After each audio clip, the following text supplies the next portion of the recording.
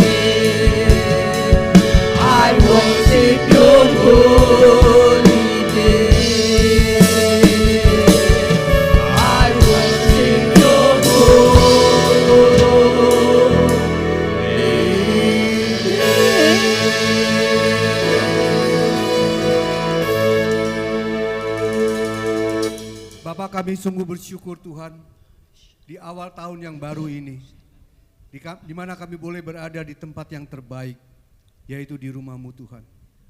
Kami bersyukur kami dapat melewati tahun 2025. Itu bukan karena kami hebat Tuhan, tapi karena Tuhan kami hebat. Engkau yang memampukan kami untuk melewati tahun ini. Terima kasih Bapa. Pagi hari ini kami berkumpul di sini Tuhan. Kami mau memuji, memuliakan dan meninggikan nama-Mu Tuhan. Dan kami tahu Engkau ada di tengah-tengah kami saat ini. Karena firman-Mu berkata 2-3 orang berkumpul dalam nama-Mu, Engkau hadir. Oleh karena itu Tuhan kami mau serahkan ibadah ini. Dari awal, pertengahan hingga akhir dari ibadah ini. Hanya ke dalam tangan Tuhan, dalam pimpinan Roh-Mu yang kudus Tuhan.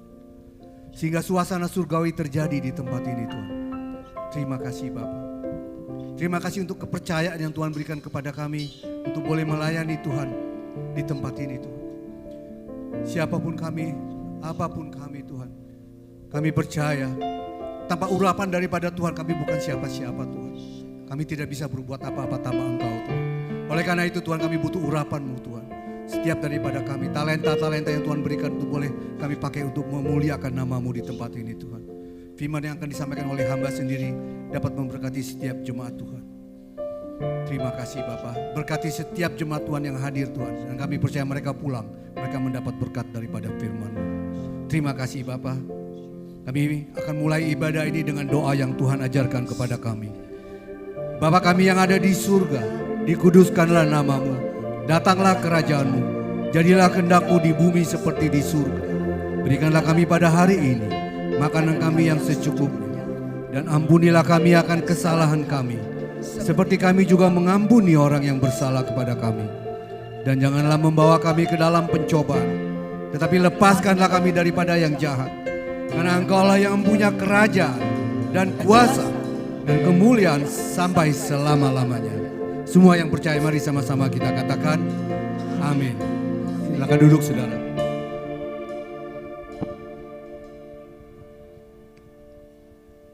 Ya, kita akan mendoakan anak-anak sekolah minggu.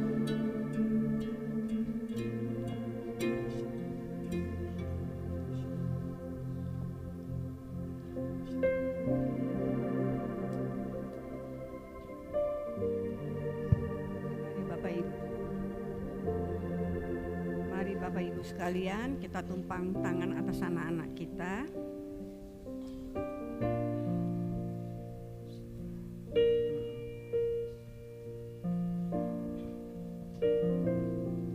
Bapak, kami mengucap syukur, terima kasih untuk anak-anak yang Engkau percayakan kepada gereja kami.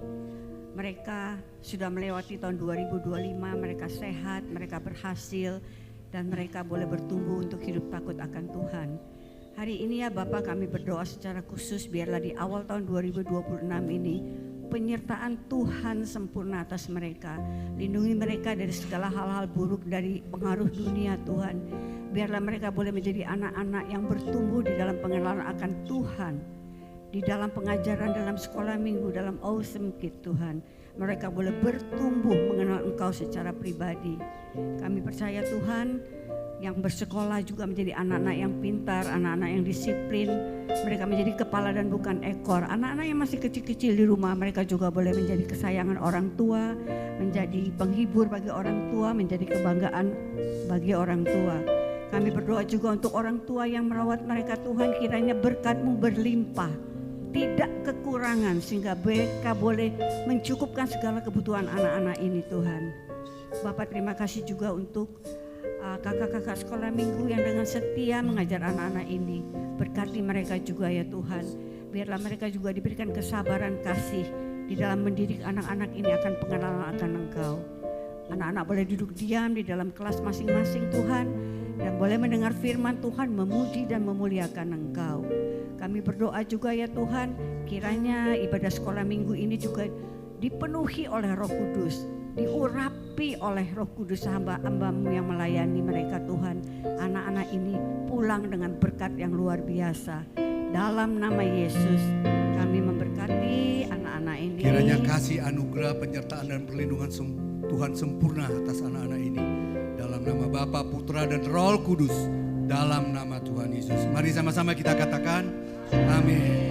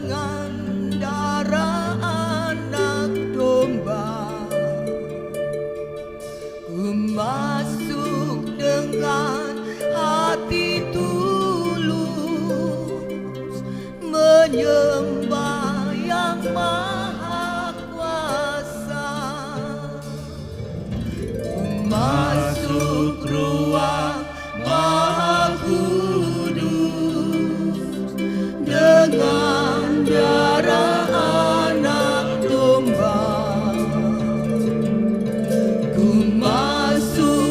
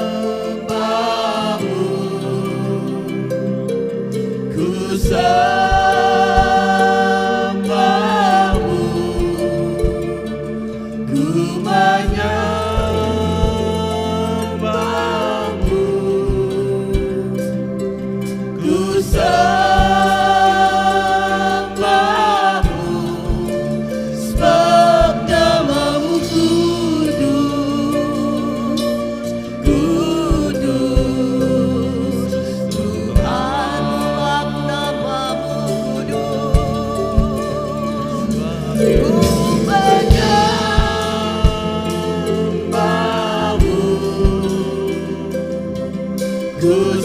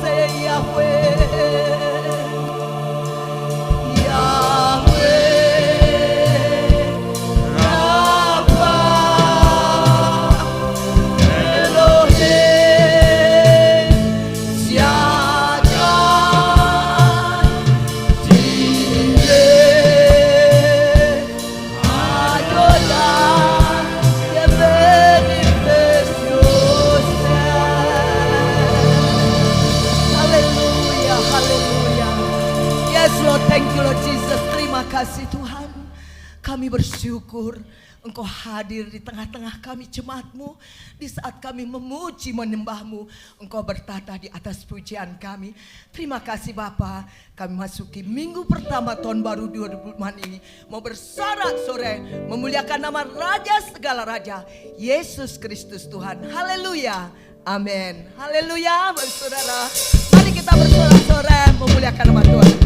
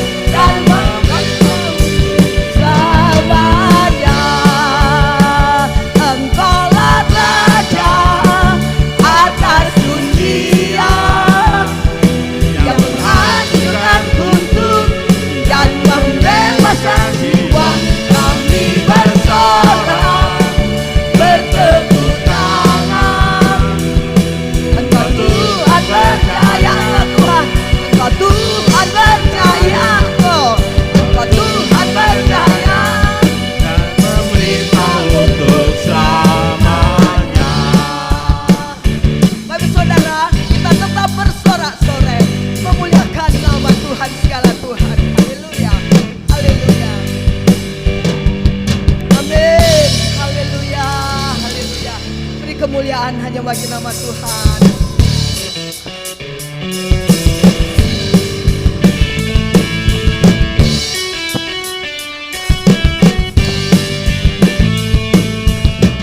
Bersorak-sorai muliakan namanya.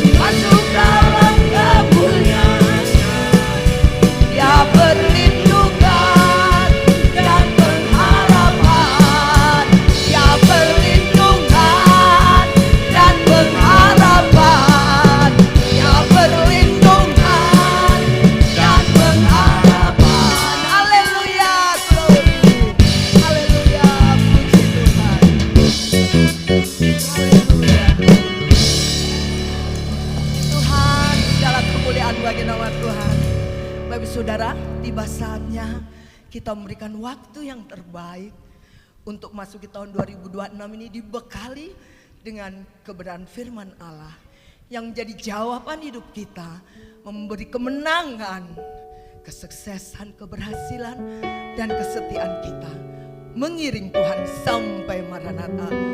Haleluya, haleluya.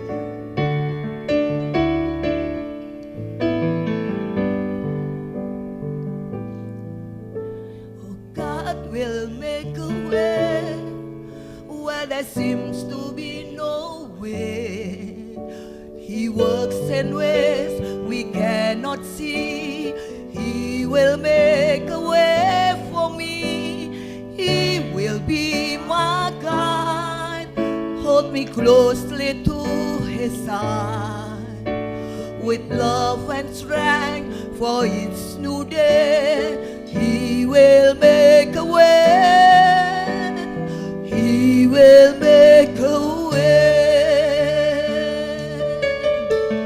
God will make a way where there seems to be no way. He works in ways we cannot see. He will make a way for me. He will be my guide. Hold me closely to his side. With love and strength for each new day, he will make a way. He will make a way. By roadway in the wilderness, he'll lead me.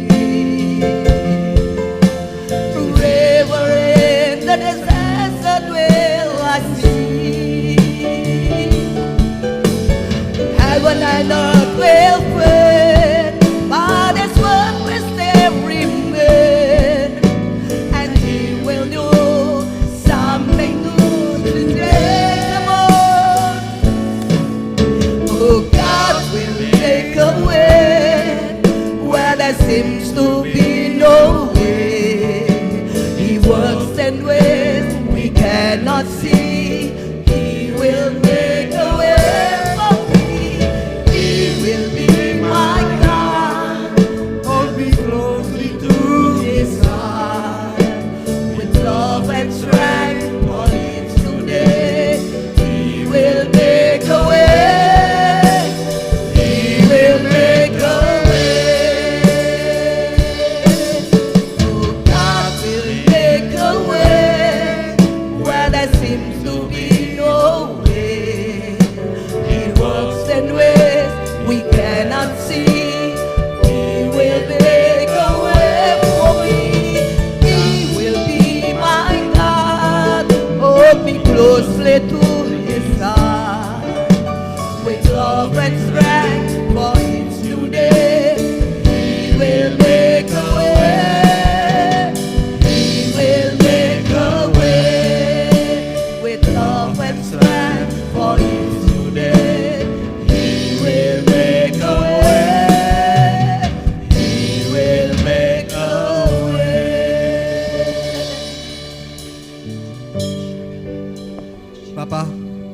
Kami sungguh percaya Tuhan, di tahun yang baru ini kalau kami berjalan bersama Tuhan, kami pasti aman Tuhan.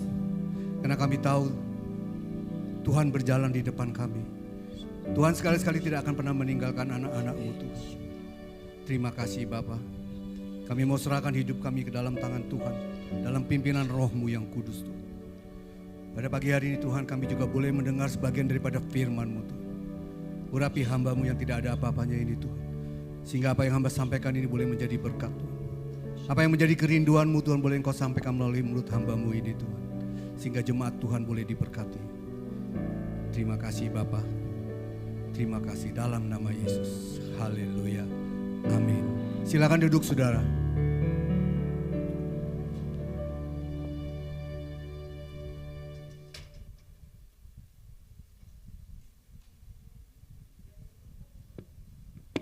Tes.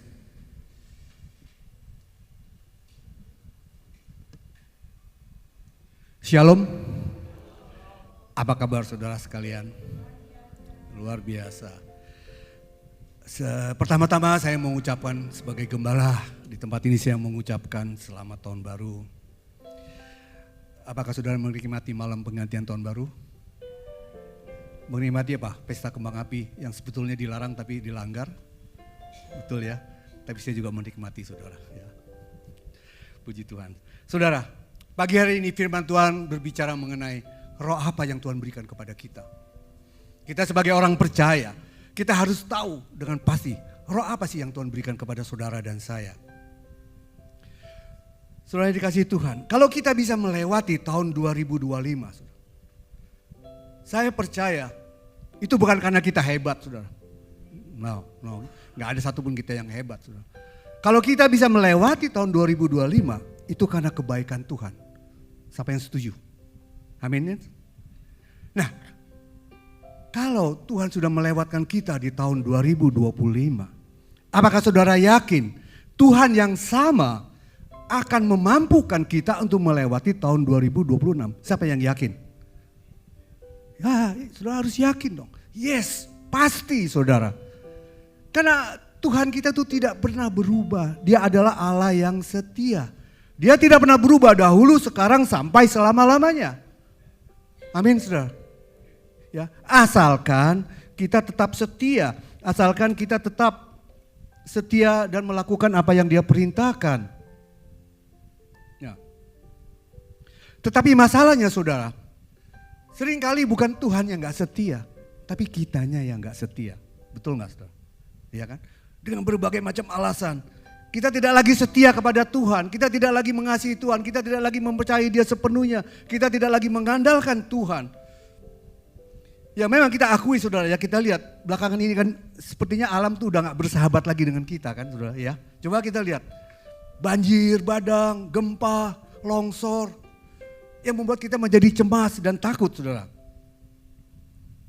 Karena kita sebagai manusia, kita kan gak pernah tahu apa yang akan terjadi ke depan. Betul gak saudara? Saudara tahu apa yang akan terjadi ke depan? Tahun depan apa yang akan terjadi? Bulan depan, satu hari ke depan, bahkan 1 jam ke depan pun kita tidak tahu apa yang akan terjadi. Apakah akan lebih baik atau lebih buruk? Hanya Tuhan yang tahu saudara. Karena Dia yang memiliki waktu. Dia yang memiliki segalanya. Dia yang memiliki alam semesta ini dan seluruh isinya. Amin saudara.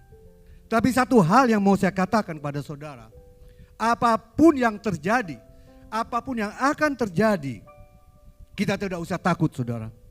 Kita tidak perlu usah takut, karena Tuhan tidak memberikan kepada kita roh ketakutan. Dia berjanji Dia akan selalu menyertai kita dan menolong kita. Saudara harus ingat bahwa ketakutan-ketakutan itu bukan berasal dari Tuhan. Ya. Dan sebagai orang percaya, kita harus hidup oleh karena iman. Bukan berdasarkan perasaan kita, emosi kita. Bukan berdasarkan apa yang kita lihat, apa yang kita alami. Kita harus hidup berdasarkan iman melalui kebenaran firman yang menguatkan kita, yang memberikan kita keberanian. Jadi jangan iman kita itu ditentukan oleh apa yang kita lihat, apa yang kita rasakan.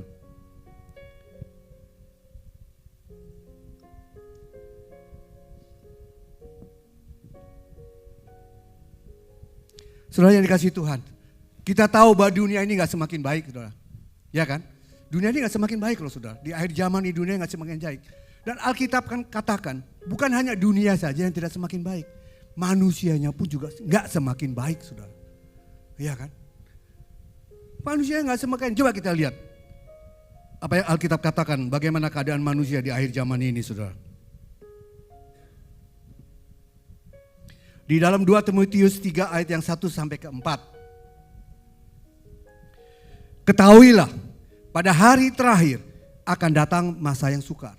Jadi Alkitab sudah mengatakan, pada hari terakhir akan terjadi masa yang sukar. Manusia akan mencintai dirinya sendiri.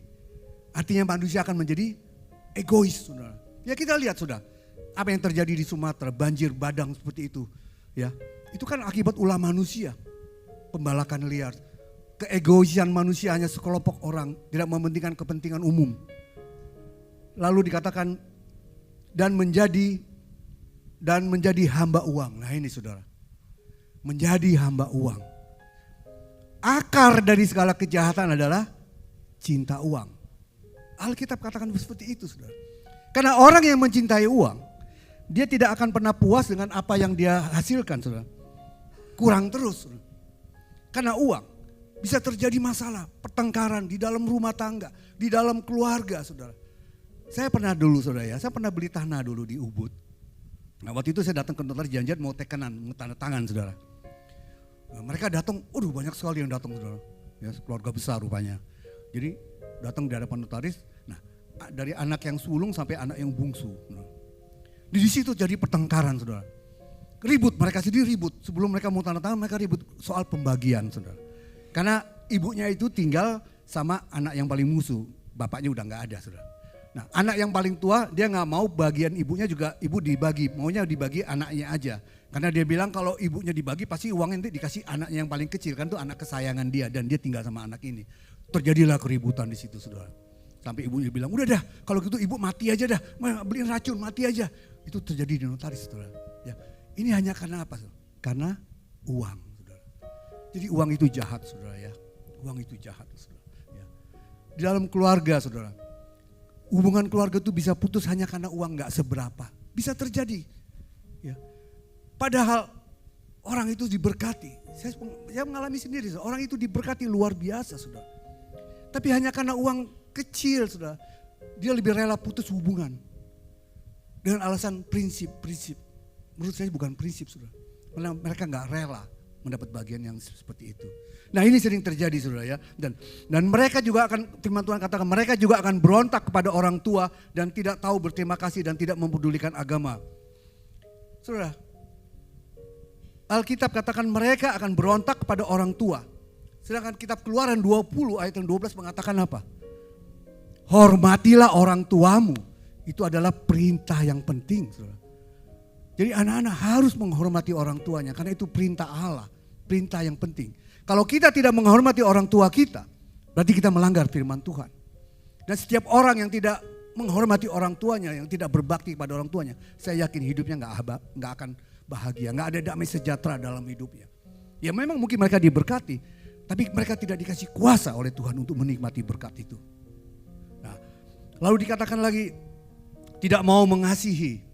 Nah ini saudara. Akhir zaman ini kasih itu begitu langka saudara. Ya.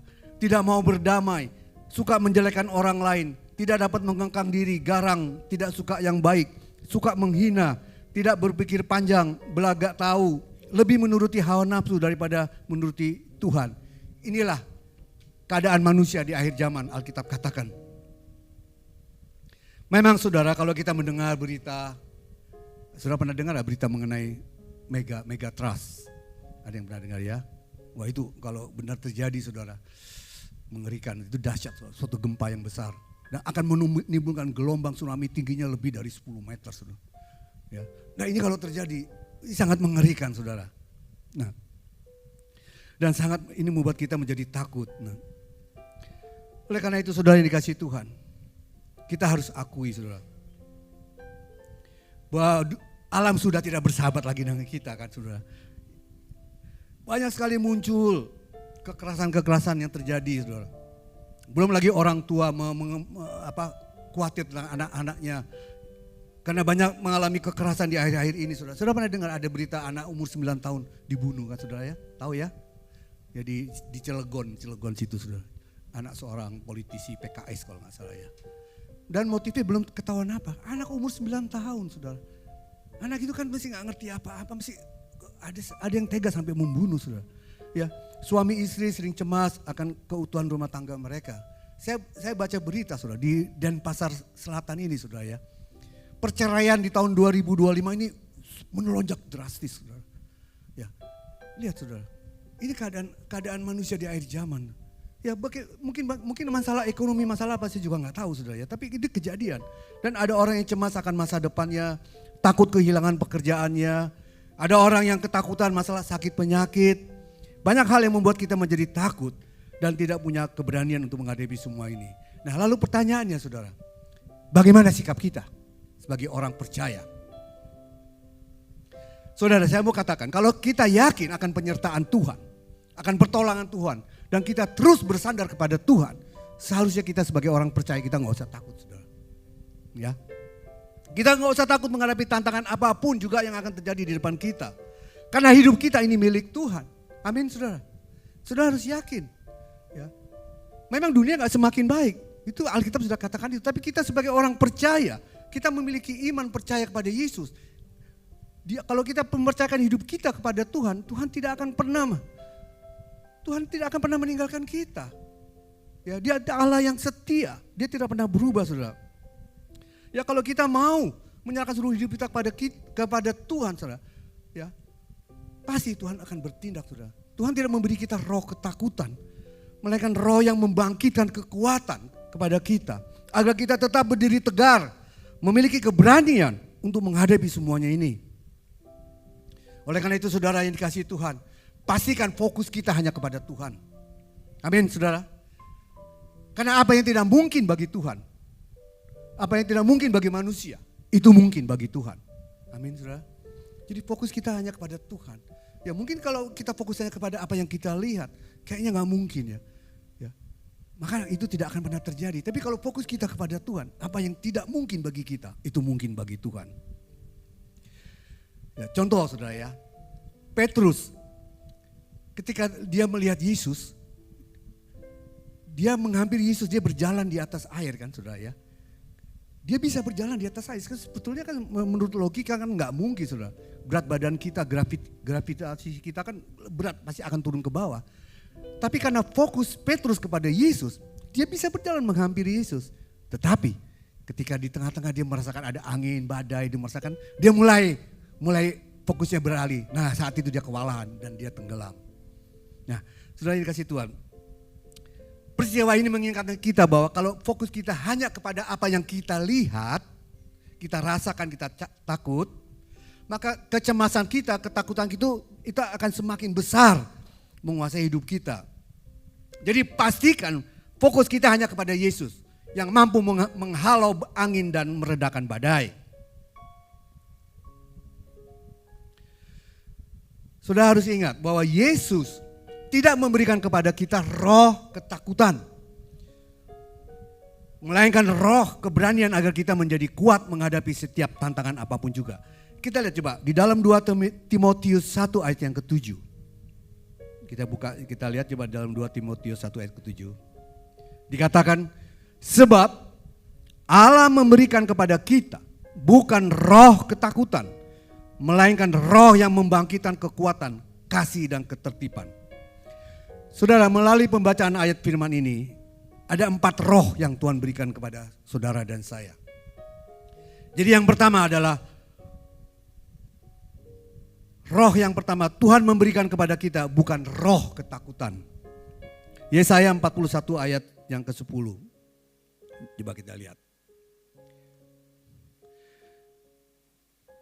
Firman Tuhan katakan, janganlah takut. Saudara. Ya, saudara, Tuhan memulai ayat ini dengan kata, janganlah takut. Karena Tuhan tahu, perjuangan kita berat. Kita bukan melawan darah dan daging. Kita melawan penguasa-penguasa di udara, penghulu-penghulu dunia yang gelap, roh-roh jahat di udara. Oleh karena itu Tuhan katakan, janganlah takut. Tapi Tuhan nggak sekedar mengatakan janganlah takut. Ada alasan Tuhan, ngapa kita tidak usah takut? Ayat berikutnya mengatakan, sebab aku menyertai engkau. Ini sebagai jaminan. Tuhan nggak sekedar hanya katakan jangan takut, tapi Tuhan dikatakan karena aku menyertai engkau. Ya, jangan bimbang. Karena Tuhan tahu orang yang bimbang itu berarti dia meragukan Tuhan. Dia tidak akan pernah memperoleh apa-apa kalau hati kita bimbang. Lalu Tuhan katakan apa? Sebab aku Allahmu. Jadi Tuhan mau meyakinkan kita bahwa yang berkata ini bukan manusia, tapi Tuhan sendiri. Dan perkataan Tuhan tuh, firman Tuhan tuh ya dan amin. Bahkan akan menolong engkau. Itu artinya Tuhan memberikan bantuan dan Tuhan selalu hadir. Ada pada saat kita membutuhkan pertolongan. Aku akan memegang engkau dengan tangan kananku. Wow, saudara. Tuhan akan memegang kita dengan tangan kanannya. Ini bicara mengenai otoritas Tuhan yang tertinggi, saudara. Tangan kanan Tuhan. Tuhan akan memegang kita dengan tangan kanannya. Artinya pertolongan Tuhan, penyertaan Tuhan itu begitu kuat dalam hidup kita. Dan yang terakhir Tuhan katakan, yang membawa kemenangan, saudara. Ya, nah inilah puncaknya, saudara. Kunci akhir. Kemenangan atas apa, saudara? Atas dosa, ketakutan, kegagalan, bahkan maut untuk memperoleh hidup yang kekal. Ayat ini luar biasa, saudara. Firman ini luar biasa. Dimulai dengan kata janganlah takut dan diakhiri dengan yang membawa kemenangan, saudara. Luar biasa, saudara. This is a golden word for me, saudara. Ini ayat firman emas buat kami berdua, saudara. Ya, di mana kami memulai hidup kami, awal-awal kami banyak sekali mengalami masalah, banyak naik turun, saudara. Tapi kami pegang ayat ini, saudara. Yesaya 41 ini, saudara. Ayat yang ke-10. Nah. Saudara, seharusnya kita kuat di dalam Tuhan, saudara ya. Kalau Tuhan bersama dengan saudara dan saya, seharusnya kita tidak usah takut. Khususnya di tahun yang baru ini, saudara. Kita tidak tahu apa yang terjadi ke depan, ya. Ya, tapi kita udah mengira-ngira kira-kira apa yang akan terjadi, saudara ya. Nah, oleh karena itu, saudara, karena masih banyak orang yang orang percaya, dia katakan mereka beriman, tapi masih dikuasai oleh rasa ketakutan. Takut gagal, takut masa depan, takut sakit, takut kekurangan dan sebagainya. Nah, sekarang pertanyaan, saudara, dari mana datangnya roh ketakutan itu, saudara? Ya, karena Tuhan jelas memberikan kepada kita bukan roh ketakutan. Lalu dari mana? Menurut Alkitab, roh ketakutan itu datangnya dari dosa. Dari dosa, saudara. Ya, kita lihat coba di dalam Kejadian 3 ayat yang 10. Ia menjawab, artinya ini Adam menjawab. Ketika aku mendengar bahwa engkau ada di dalam taman ini, aku menjadi takut. Karena aku telanjang, sebab itu aku bersembunyi. Saudara, dosa mengakibatkan terjadinya roh perbudakan. Karena pelanggaran kita, pemberontakan kita terhadap Tuhan. Ya, contohnya Adam, saudara. Ketika dia jatuh dalam dosa, dia tidak taat akan perintah Tuhan. Dia merasa ketakutan ketika Tuhan itu sedang berjalan. Dia bersembunyi dan dia katakan, aku takut karena mereka telanjang, saudara. Telanjang di sini artinya itu mereka telah jatuh dalam dosa, telah melanggar firman Tuhan. Jadi karena dosa lah yang menjadikan terjadinya roh perbudakan. Karena ketidaktaatan kita, pelanggaran kita dan pemberontakan kita terhadap Tuhan. Yang kedua, disebabkan oleh iblis, saudara. Kita tahu ketakutan itu bisa juga datang karena iblis selalu mengintimidasi kita. Iblis selalu mengungkit-ungkit masa lalu kita. Ya, menuduh kita, bilang, wah kamu tuh gak layak, kamu tuh berdosa, kamu begini. Iblis selalu mau menjauhkan kita dari Tuhan, dia mengintimidasi kita. Ya, karena iblis datang di dalam Yohanes 10 ayat 10 dikatakan 10a. Karena iblis datang jelas hanya untuk apa, saudara? Mencuri. Apa yang dicuri oleh iblis, saudara? Damai sejahtera kita, sukacita kita itu yang dicuri oleh iblis. Kedua, dia datang untuk membunuh. Apa yang dibunuh, saudara? Karakter kita. Ya, sehingga dia menimbulkan kebencian. Kain dan Abel, ya. Mereka dibunuh karena kebencian yang ada. Dan yang ketiga, membinasakan. Apa yang dibinasakan? Terang yang kita miliki. Dia mau binasakan menjadi kegelapan. Sehingga kita membawa kehancuran kekal. Nah, biasanya saudara, rasa takut yang dipakai oleh iblis ini sebagai senjata untuk melemahkan iman dan menghalangi kita melayani Tuhan. Nah, yang ketiga, ketakutan bisa juga muncul karena iman yang kurang percaya. Coba kita lihat di dalam Matius 8 ayat 26a. Ia berkata kepada mereka, "Mengapa kamu takut? Kamu yang kurang percaya." Saudara, tanpa kita sadari, seringkali kita meragukan Tuhan. Ya. Kita membatasi kuasa Tuhan dengan apa yang kita pikirkan, dengan apa yang kita lihat. Seperti murid-murid Yesus, saudara. Ketika badai itu datang, dia kaget, dia takut, saudara. Ya, dia melihat apa kenyataan yang terjadi. Akhirnya imannya goyah, saudara. Ya. Dia tahu bahwa ada Yesus di situ. Seharusnya mereka nggak usah panik dan takut. Tapi saat itu dia takut, saudara.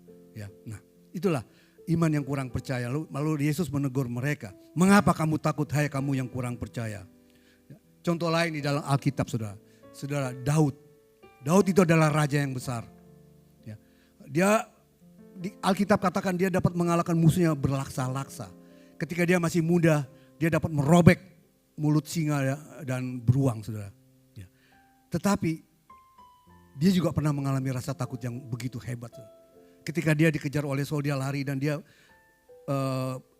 datang ke sebuah kerajaan yang bernama Raja Gad, saudara. Dan salah satu pegawai mengenali dia katakan, "Bukankah engkau Raja Daud?" Saudara, apa yang terjadi? Karena takutnya, Daud pura-pura menjadi orang apa tuh? Orang gila, saudara. Orang lupa ingatan, saudara. Ya, ini ada di dalam kitab Samuel 21 ayat 12 sampai 13. Coba kita buka ya. 1 Samuel 21 ayat 12 dan 13. Kata-kata itu merisaukan hati Daud dan dia menjadi takut sekali kepada Ahis Raja Gad. Sebab itu ia mengubah perilakunya di depan mata mereka seperti orang yang sakit ingatan di depan mata mereka dan berpura-pura gila di hadapan mereka. Ia menggores-goreskan pintu gerbang dan membiarkan air liurnya meleleh ke janggutnya. Daud melakukan semua ini kenapa, saudara? Karena dia takut yang berlebihan sehingga ia merendahkan dirinya. Ia lupa bahwa ia mempunyai Allah yang besar. Allah yang telah memberikan kemenangan demi kemenangan dalam peperangan.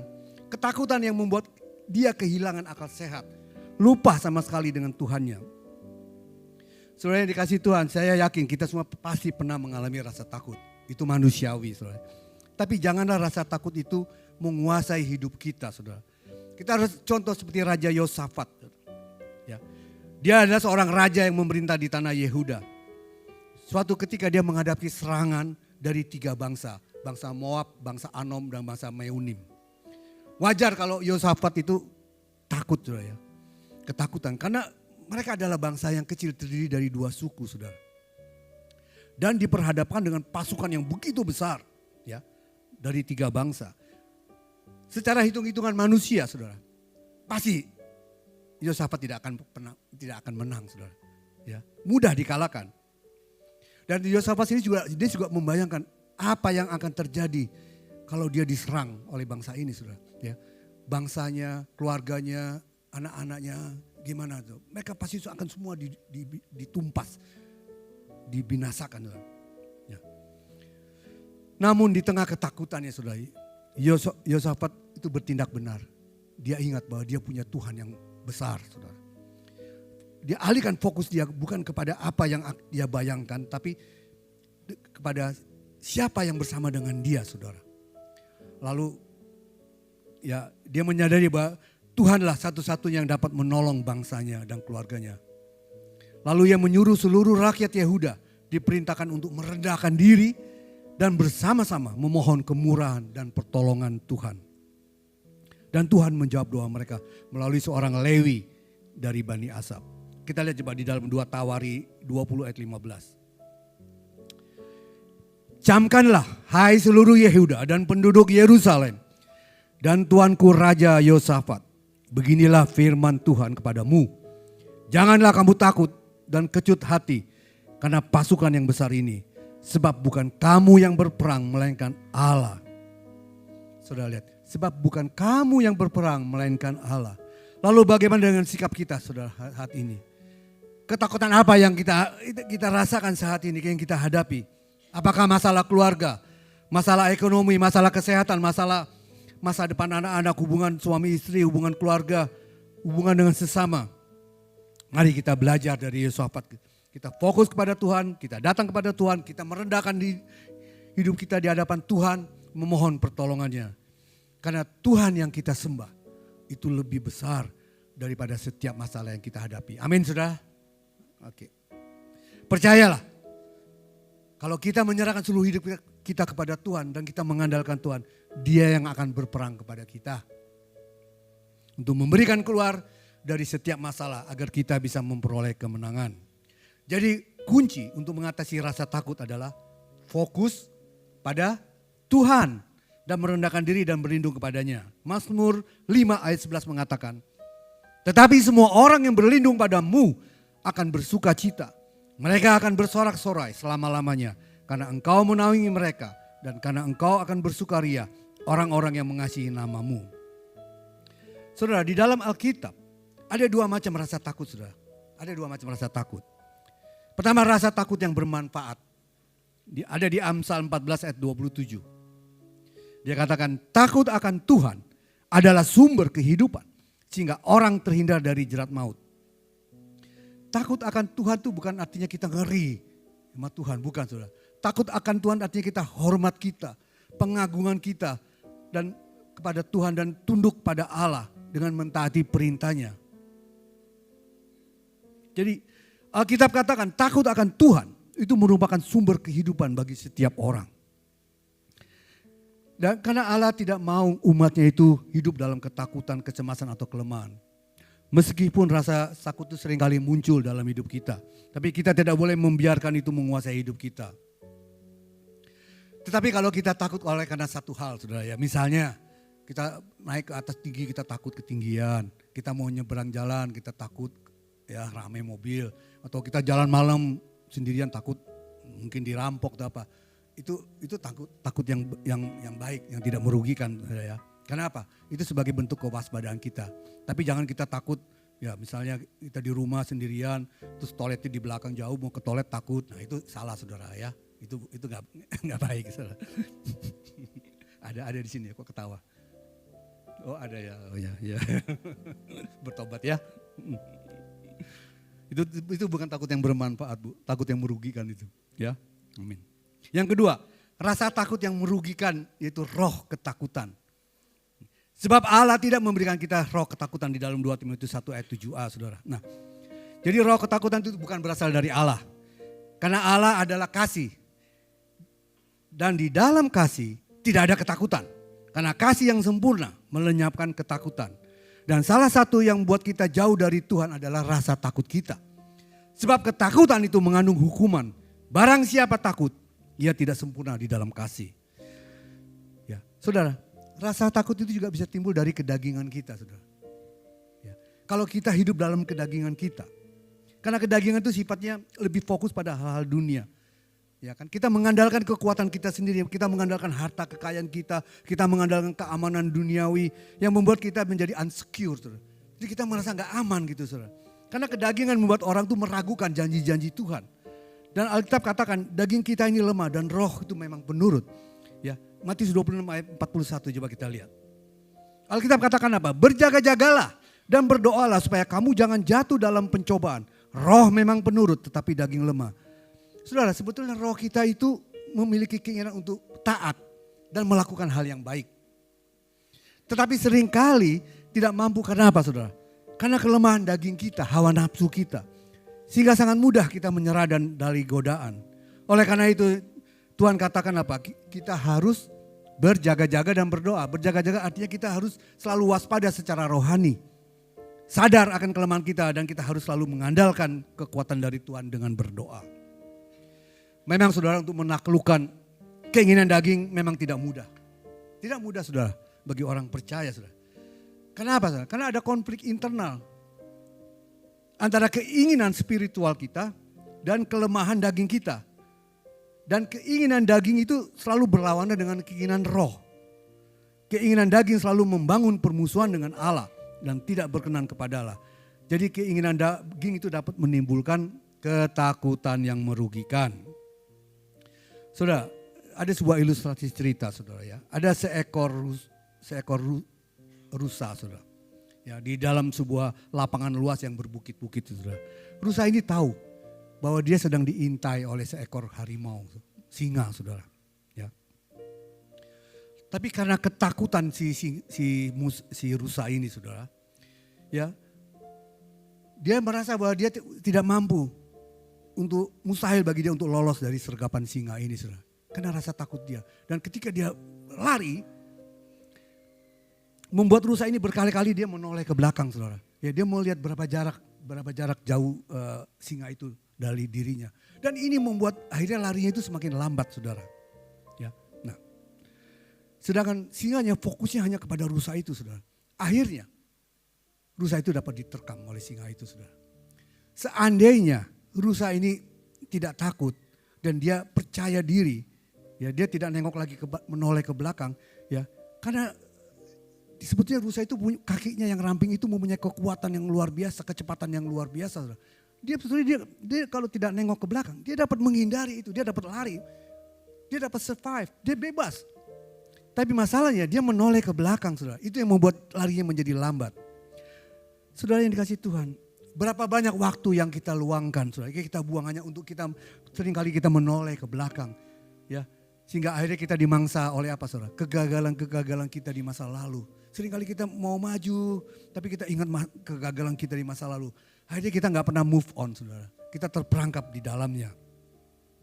Oleh karena itu saudara yang dikasih Tuhan, jangan pernah meragukan potensi yang ada di dalam diri saudara. Setiap daripada kita ada karunia yang Tuhan berikan. Ya, kita manfaatkan karunia itu, kita kembangkan karunia yang Tuhan berikan pada kita. Jangan takut untuk berprestasi Tuhan. Tetap fokus pada Tuhan. Jangan menoleh ke belakang. Seperti rusa yang pada akhirnya dapat dimangsa oleh singa saudara. Itu yang pertama. Roh bukan roh ketakutan. Yang kedua. Roh yang Tuhan berikan kepada kita adalah roh yang membangkitkan kekuatan. Roh yang membangkitkan kekuatan. Kita lihat di dalam Filipi 4 ayat 13 saudara.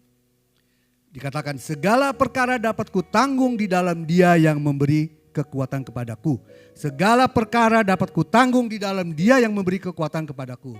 Artinya, ayat ini menegaskan hanya melalui kekuatan yang Tuhan berikan, maka kita dapat menanggung segala perkara. Artinya dengan kekuatan kita sendiri kita tidak mampu saudara. Ya, kita harus akui bahwa kita adalah makhluk yang lemah. Kita memiliki keterbatasan. Oleh karena itu kita butuh kekuatan yang daripada Tuhan.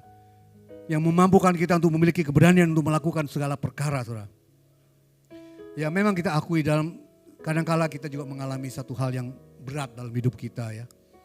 Seakan-akan kita udah gak ada jalan keluar.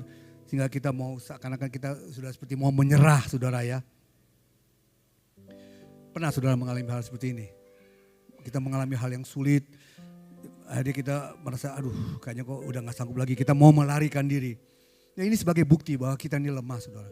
Kita tidak memiliki kekuatan tanpa Tuhan saudara ya. Nah, firman Tuhan katakan apa saudara? Tanpa Tuhan kita tidak bisa berbuat apa-apa. Kita tidak akan pernah mampu berjalan sendiri tanpa Tuhan. Ya.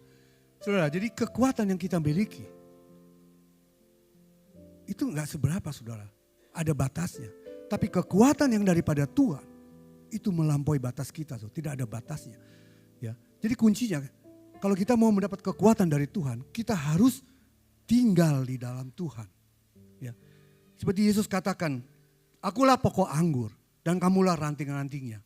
Barang siapa tinggal di dalam aku dan aku di dalam dia, maka kamu akan berbuah banyak.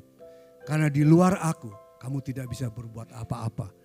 Jadi ketika kita ada di dalam Tuhan, kita akan menjadi kuat. Kenapa kan? Karena ketika kita ada di dalam Tuhan, maka kita akan menjadi bersatu, menjadi sebuah kesatuan dengan Tuhan. Itulah yang membuat kita menjadi kuat untuk memperoleh kemenangan dalam setiap perkara yang kita hadapi. Tinggal di dalam Tuhan artinya kita memiliki hubungan yang intim dengan Tuhan dan melakukan apa yang Tuhan perintahkan. Firman-Nya di dalam Yohanes 15 ayat 10 dikatakan, jikalau kamu menuruti perintahku, kamu akan tinggal di dalam kasihku. Seperti aku menuruti perintah Bapakku dan tinggal di dalam kasih-Nya. Saudara, ada sebuah cerita saudara ya. Ini kan baru malam baru selesai tahun baruan. Ada seorang pemuda itu dari Bandung, dia datang ke Jakarta karena dia berjanji mau mereuni dengan teman-temannya untuk merayakan tahun baruan di Jakarta, saudara.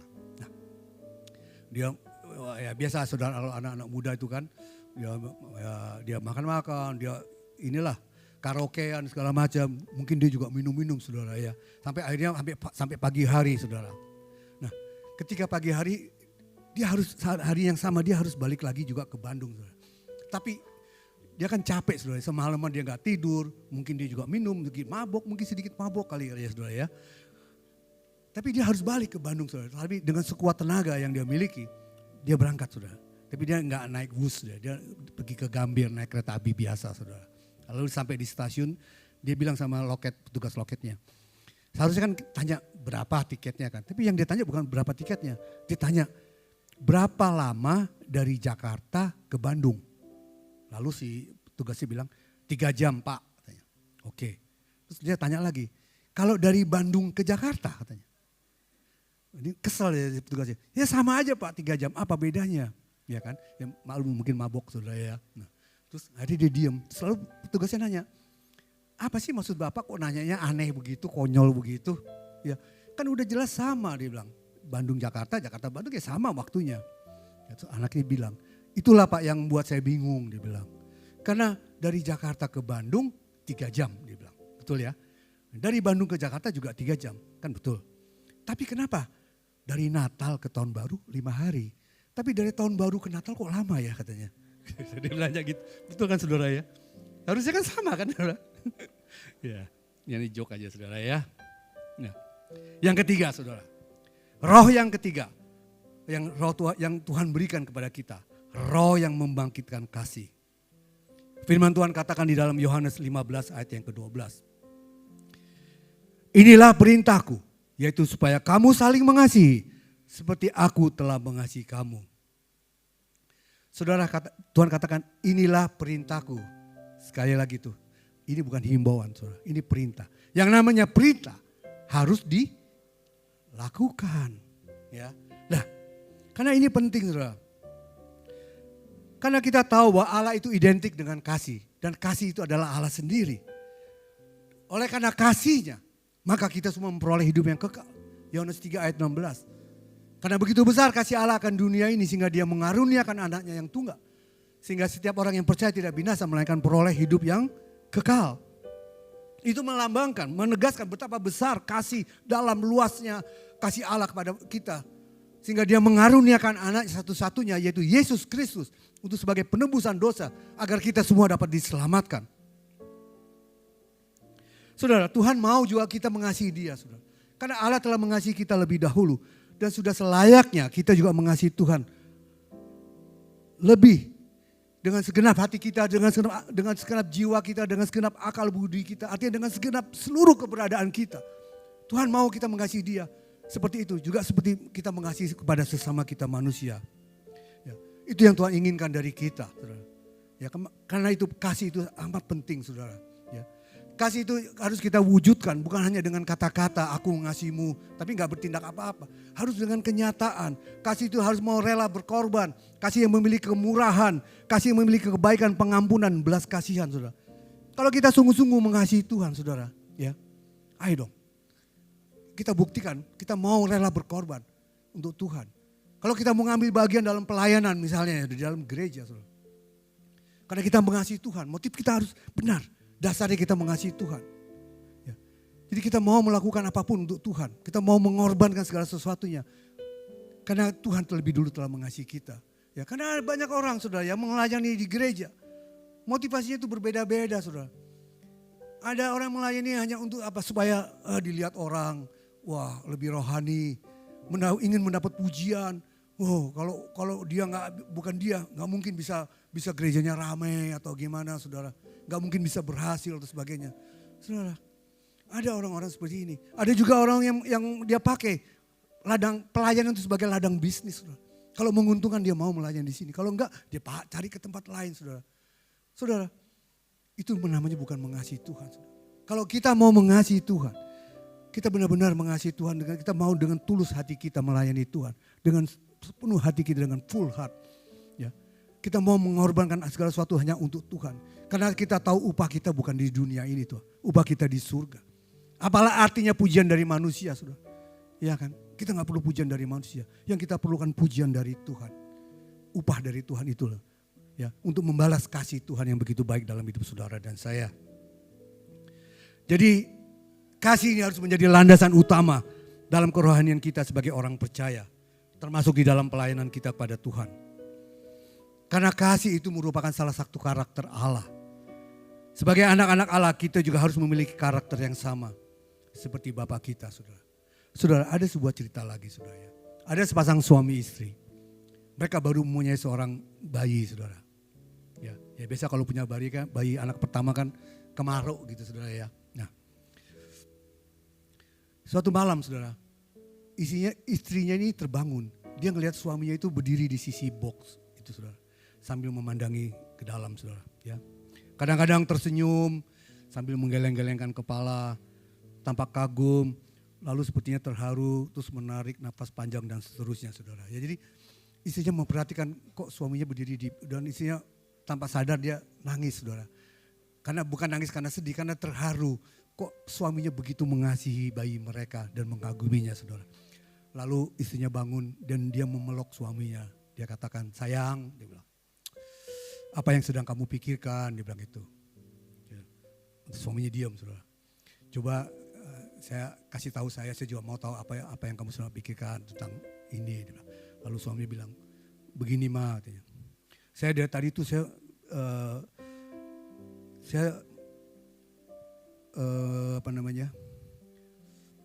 saya berdiri di samping box ini, saya mikir Ma, dia bilang. Kok bisa ya harga box bayi ini 12 juta ya. Kok sama kayak harga motor, kok mahal banget ya. Jadi bukannya dia tuh ngasih bayinya, tapi justru dia mikir, kok bisa harga box bayi ini mahal, saudara ya. Oke, saudara yang dikasih Tuhan. Yang keempat, saudara ya. Roh yang keempat, ada roh yang Tuhan berikan kepada kita adalah roh yang membangkitkan ketertiban. Nah ini saudara. 1 Korintus 14 ayat 40 mengatakan, tetapi segala sesuatu harus berlangsung dengan sopan dan teratur. Firman Tuhan ini menekankan bahwa saudara, melalui roh yang membangkitkan ketertiban, agar roh kita itu bisa dikendalikan sehingga kita bisa bertindak dengan bijaksana, bisa berpikir dengan jernih, maka terciptalah ketertiban dalam hidup ini. Karena hari-hari ini kita diperhadapkan dengan budaya di mana orang-orang yang seolah-olah tidak bebas melakukan apa saja kehendaknya, saudara. Iya kan? Kalau kita lihat di Bali, saudara, kayaknya disiplin untuk mengendarai kendaraan mobil motor tuh nggak ada ya, saudara ya. Semaunya sendiri kan, saudara. Ya. Kalau kita melanggar sebuah peraturan, artinya kita sedang melanggar hak orang, merampas hak orang lain. Ya kalau kita melanggar lalu lintas, kan bisa bikin kemacetan. Ya, belum lagi saudara pengendara motor, saudara ya. Ya kita lihat coba. Kalau lagi macet, jalannya kemana, saudara? Di pejalan kaki kan, saudara. Trotoar sini nggak ada ya, nggak ada yang ngaku kan? Ya, nggak ada. Anak Tuhan nggak boleh begitu. Kan kita sedang merampas hak pejalan kaki kan, saudara? Betul nggak, saudara? Itu kan kita melanggar, kita nggak tertib, saudara. Kita sebagai anak Tuhan, kita harus memberi contoh yang tertib, saudara. Apalagi kalau kita pakai kalung salib, tuh jalannya wah malah kan nunjukin yang nggak benar, saudara. Ya, nah malah saya baca berita, saudara. Ada orang lagi jalan, ini benar dia jalan dia yang benar. Ada orang naik motor, dia tegur sama dia, malah yang ditegur marah, saudara. Coba, malah dipukul orang itu, kan nggak benar dia kan, saudara. Udah salah malah dia yang marah. Saya pernah sudah ngalami seperti itu, tapi saya nggak sampai ribut, saudara ya. Saya waktu itu pulang, rumah saya kan gak jauh, 10 menit dari sini, saudara. Saya pulang jalan kaki. Tiba-tiba ada rombongan motor jalan tuh. Saya gak mau bergeming, saya diam aja. Saya coba ngeliatin aja mereka. Ya. Saya gak mau minggir, saudara. Karena saya tahu ini hak saya, ini jalan saya. Dia sedang merampas jalan saya. Lalu mereka sini gak enak, saudara. Satu-satu turun, saudara. Ya puji Tuhan, saudara. Jadi gak ribut kan, saudara. Ya. Satu-satu mereka turun. Ya saya harap mereka sadar bahwa mereka salah, saudara. Tapi saya pernah lihat juga, saudara, orang cewek bule, saudara. Ya, waktu dia jalan sebelah sini itu kali, saudara. Ada railing. Ada rombongan motor naik loh. Dia begitu ketakutan, dia minggir sampai pegangan railing kali, saudara. Kan aduh, kan image kita tuh gimana ya di mata mereka, saudara. Kok kayak gini, kayaknya gak punya aturan. semaunya sendiri saudara ya. Saya harap kita semua enggak seperti itu saudara ya. Kita anak-anak Tuhan, kita adalah anak-anak yang tertib. Amin. Kok cuma satu? Amin. Harusnya amin dong saudara ya. Kita harus hidup tertib karena Tuhan kita tuh tertib saudara. Tuhan itu Allah yang tertib loh saudara. Jadi kita juga harus tertib, kita harus mengikuti karakter Tuhan. Nah, seringkali juga kita gak tertib saudara apa?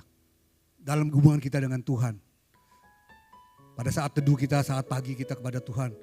Seringkali kita skip, oh Tuhan hari ini bangunnya kesiangan Tuhan, jadi enggak boleh saudara ya. Kita juga harus tertib. Saudara, ada sebuah cerita lagi saudara ya. Ada pasangan suami istri saudara. Dia baru menikah saudara. Tapi masing-masing ini hidupnya enggak pernah tertib saudara. Yang si ceweknya ini dari keluarga yang enggak tertib, cowoknya dari keluarga enggak tertib. Dan mereka dipersatukan. Saudara bisa bayangkan apa yang terjadi kan saudara, ya kan? Nah, soalnya kalau pernikahan itu saudara ya, kalau kita bilang itu jodoh saya cocok dengan dia, saya nggak percaya saudara. Nggak ada yang cocok saudara. Ya, mana mungkin kita bisa cocok dari dua background yang berbeda, betul nggak saudara? Ya, yang ada adalah dicocok-cocokkan. Kita harus saling menyesuaikan. Nah ini dari dua keluarga yang amburadul gitu saudara, yang nggak tertib, dipersatukan saudara. Nah akhirnya apa yang terjadi? Ya kedua kita bisa bayangkan. Pertengkaran, ribut terus. Masalah kecil ribut, masalah ini, masalah itu. Pokoknya seperti neraka sudah jadi perkawinan mereka. Karena mereka nggak ada rule, harusnya ada rule. Ada rule satu yang kita sepakati bersama. Ya, nah, kita harus bisa menyesuaikan masing-masing. Nah ini mereka nggak mau. Ya, dengan keegoan masing-masing. Sehingga pada suatu malam suaminya itu lagi bongkar-bongkar piling kabinet. Lagi nyari sesuatu. Akhirnya dia dapat selembar secari kertas. Semacam buku kecil gitu. Lalu istrinya bangun, kamu lagi cari apa katanya? Dia diumpetin, enggak. Dia paksa, itu apa di tangan kamu? Akhirnya ditunjukin, ini surat nikah katanya. Dia bilang gitu, loh kenapa kamu kok cari surat nikah? Suaminya bilang, ya saya lagi cari kapan tanggal kadaluarsanya. Rupanya suaminya udah gak tahan saudara, tapi dia lagi nyari tanggal kadaluarsanya saudara. Oke saudara yang dikasih Tuhan.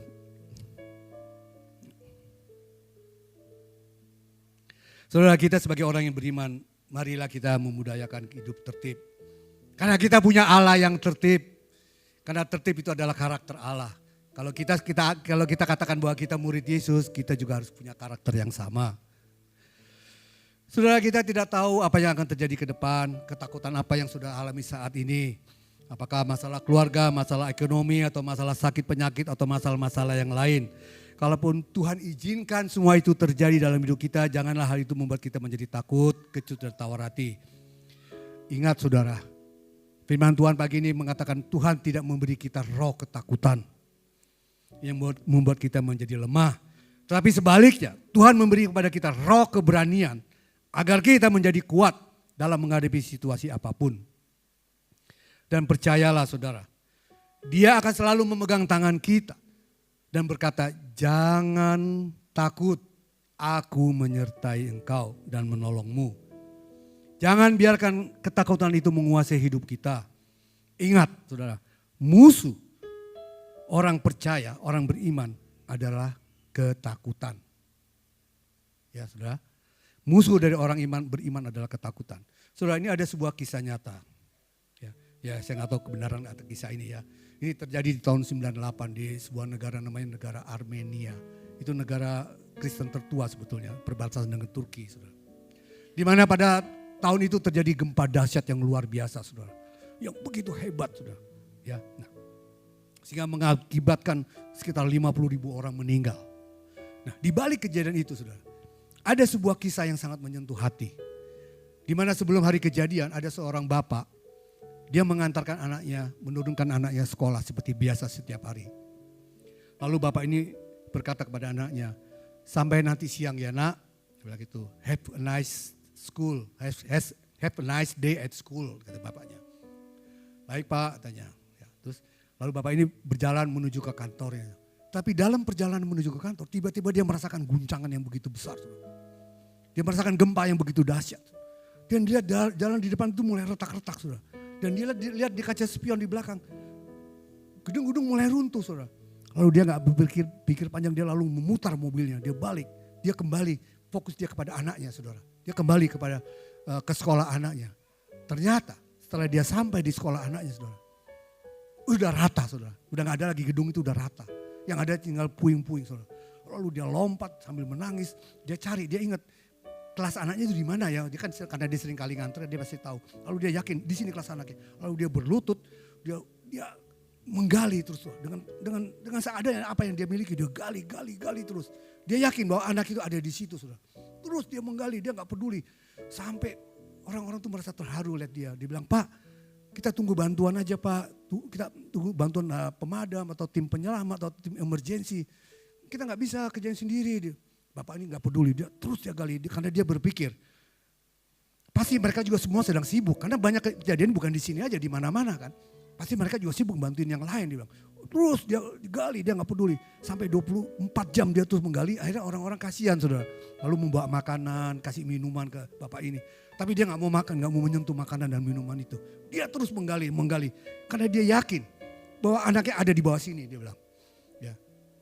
Nah, akhirnya setelah 36 jam kemudian dia menggali, dia mulai mendengar suara di bawah, saudara. Ada yang minta tolong gitu, saudara. Dan tapi itu ada batu yang besar yang menutupi itu, saudara. Lalu dia teriak kepada orang-orang situ, cepat kesini, ini ada, kita perlu bantu, ada orang di bawah ini saya mendengar suara minta tolong. Gitu. Lalu rame-rame mereka bantu, diangkat. Ternyata sudah di bawah situ ada lubang besar, ada 13 anak dan 1 guru yang luka parah, saudara. Lalu mereka satu persatu dikeluarkan, anak-anak itu. Dan salah satu anaknya itu adalah anak bapak itu. Dan anak itu lari, dia memeluk bapaknya. Lalu dia berkata, Bapak, aku tahu engkau pasti akan datang menjemputku, dia bilang itu. Itulah yang kukatakan terus-menerus kepada orang-orang di sini. Jangan takut, Bapakku pasti datang menolong kalian, kita akan pasti diselamatkan. Saudara, dari cerita ini saudara, kita lihat saudara ya. Bapak di dunia aja yang Alkitab katakan jahat dalam arti kata berdosa, masih memiliki hati yang baik untuk anak-anaknya. Apalagi Bapak kita di surga kan saudara. Betul kan saudara ya? Ya kita lihat firman-Nya. Di dalam Matius 7 ayat yang ke-9 dikatakan, jika kamu yang jahat tahu memberikan pemberian yang baik kepada anak-anakmu, apalagi Bapakmu yang di surga, Ia akan memberikan yang baik kepada mereka yang memintanya. Saudara, jangan ragukan kebaikan Tuhan, saudara. Jangan ragukan Dia, saudara. Apapun yang akan terjadi di tahun yang baru ini, saudara, jangan pernah takut, saudara. Karena Tuhan tidak memberikan kepada kita roh ketakutan, tapi roh yang membangkitkan kekuatan, kasih dan ketertiban, saudara. Sehingga kita bisa mampu melewati semuanya ini, saudara. Firman Tuhan pagi hari ini, di awal tahun yang baru ini, yaitu firman Tuhan berkata apa? Jangan takut, saudara. Jangan takut. Ya, mari kita mulai tahun yang baru ini dengan memegang kata Tuhan, jangan takut. Karena Tuhan akan menyertai kita. Dan jangan bimbang, karena Dia adalah Allah kita. Ya, Dia akan menguatkan kita, memegang kita, meneguhkan kita. Dan membawa kita, memegang tangan kita dalam memperoleh kemenangan, saudara. Inilah yang menjadi pesan Tuhan di awal tahun ini, saudara, agar kita tidak selalu takut. Yesaya 41 ayat 13 mengatakan, saudara, ini sebagai ayat penutup, saudara. Para pemusik bisa maju ke depan. Sebab aku ini Tuhan Allahmu, memegang tangan kananmu dan berkata kepadamu, janganlah takut, akulah yang menolong engkau. Amin, saudara. Kita harus aminkan, saudara. Kita sebagai orang percaya, kita memiliki Tuhan yang hebat, Tuhan yang besar. Ya, kalau Tuhan sendiri yang berkata menjamin jangan takut, kita nggak usah takut, saudara. Ya, apapun yang kita alami, seperti ya gembala senior kita bilang apa, itu harus sebuah proses, saudara. Kita harus mengalami sebuah proses, ya. Dan kita harus mengalaminya. Ya. Kita melayani di sini, kita melayani di mana saja, sama saja, saudara. Kita akan menghadapi proses. Kita akan bertemu dengan orang-orang yang aneh-aneh, saudara. Ya. Tapi itulah proses Tuhan. Ya. Jadi Tuhan katakan jangan takut. Karena Tuhan selalu menyertai kita. Amin, saudara. Kita harus pegang itu. Kalau kita tidak takut, maka kita akan memperoleh kemenangan. Kalau kita diawali dengan ketakutan, kita pasti akan mengalami kegagalan. Kita tidak akan memperoleh kemenangan. Kuncinya kita jangan takut. Karena apa? Karena jaminan yang Tuhan berikan. Dia akan menyertai kita. Itu jaminan Tuhan. membuat kita akan menjadi kuat untuk menghadapi setiap tantangan yang ada. Mari kita bangkit berdiri, saudara, kita nyanyikan lagu El Shaddai.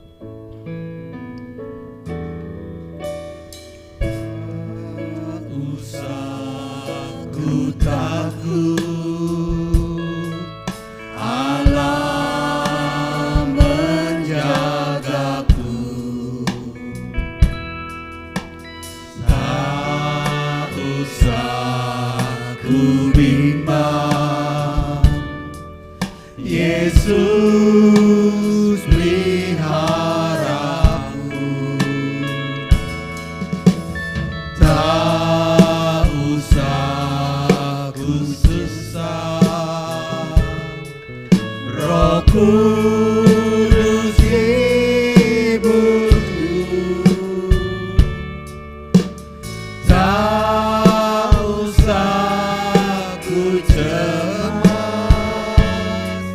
Dia memberkatiku. El Shaddai, El Shaddai, Allah Maha Kuasa. Dia besar, Dia besar, El Shaddai mulia. El Shaddai, El Shaddai, Allah Maha Kuasa. Berkatnya berlimpah, El Shaddai, El Shaddai, El Shaddai, Allah Maha Kuasa. Dia besar, Dia besar, El Shaddai mulia. El Shaddai, El Shaddai, Allah Maha Kuasa. Berkatnya berlimpah, El Shaddai.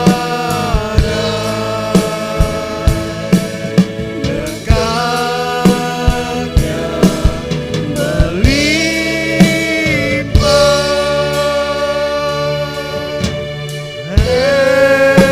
El Shaddai.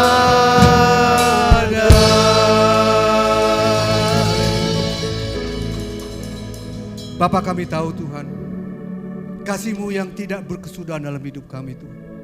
Karena kasih-Mu yang begitu besar, sehingga Engkau mau mengorbankan anak-Mu untuk kami orang berdosa Tuhan. Terima kasih untuk firman-Mu Tuhan. Biar firman ini boleh dimenteraikan di dalam setiap kehidupan kami Tuhan. Kami boleh merasakan kasih Tuhan yang begitu baik. Biarlah hidup kami boleh penuh dengan kemenangan. Karena kami tahu Engkau Tuhan yang memberikan roh keberanian, bukan roh ketakutan. Biarlah kami boleh menjalani tahun yang baru ini bersama-Mu Tuhan. Kami boleh menjadi kuat, kami boleh menjadi tegar, kami boleh menjadi teguh, dan kami boleh menjadi percaya diri. Karena Engkau bersama dengan kami Tuhan.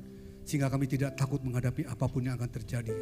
Karena Engkau menjamin bahwa Engkau akan menyertai hidup setiap anak-anak-Mu di tempat ini Tuhan. Kami serahkan semua anak-anak-Mu ke dalam tangan Tuhan. Dalam kasih penyertaan dan pertolongan dan perlindungan Tuhan. Kami tahu Tuhan, tahun-tahun ini semakin berat, hari-hari tidak semakin baik Tuhan. Tapi kami punya Tuhan yang tetap setia, yang tidak pernah berubah. Dahulu, sekarang, sampai selama-lamanya. Terima kasih Bapa. Biarlah kami boleh terus tetap setia kepada-Mu Tuhan. Kami boleh terus tetap percaya penuh akan kuasa-Mu Tuhan. Kami tetap terus mengandalkan Engkau dalam hidup kami. Karena kami tahu Tuhan, Engkau Allah yang begitu luar biasa dalam hidup kami. Firman-Mu berkata, janganlah takut, sebab Tuhan menyertai engkau. Janganlah bimbang, sebab Tuhan ini adalah Allahmu. Tuhan akan meneguhkan, bahkan akan menolong engkau. Tuhan akan memegang engkau dengan tangan kananmu yang membawa kemenangan.